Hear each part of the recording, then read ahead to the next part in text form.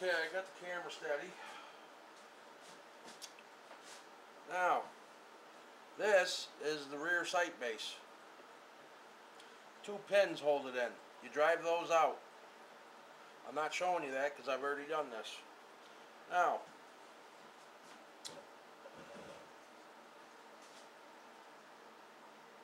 okay.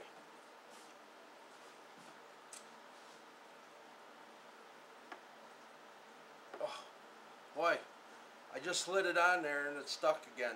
Oh, here, why don't I use this piece of crap UTG mount? Excuse me, UAG. Yeah.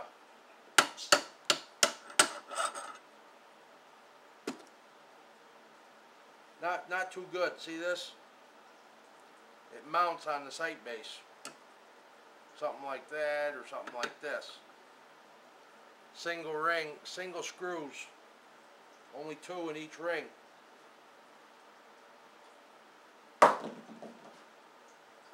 This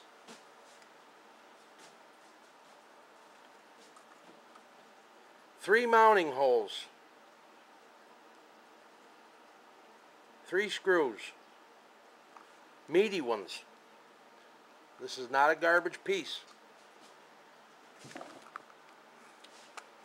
Kick my table. Genius. UAG scope. Pretty good. It's held 0 through almost 700 rounds. It's not a bad piece. Lenses are nice and clear. It's got a decent reticle.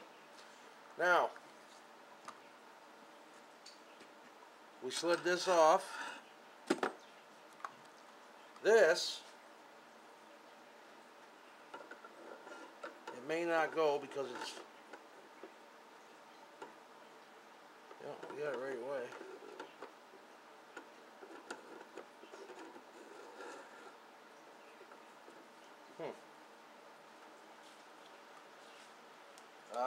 Had them snugged up too much. Okay. Obviously the screws need to be loose. Nobody ever said I was the sharpest knife in the drawer. But I did make my Mosin rock. And that just slides on there. You tighten these up. Mine goes way back to here, but I'm not going to do it right now. There's no need. You'll know where you want yours. But that's it. Tighten these 3 screws. You're done. And this setup rocks. Look how close it is over the bore. Look at that. Maybe 8 to 10 millimeters at most. This thing provides an excellent cheek weld. That mount cost me $13.95 plus, I don't know, $4 or $5 shipping. About 22 bucks to the door. Awesome. I got mine all apart because I'm gonna re-blue it. Just from around this, I'm gonna fill these holes and I'm gonna blue the barrel. But anyway, that's how you do it.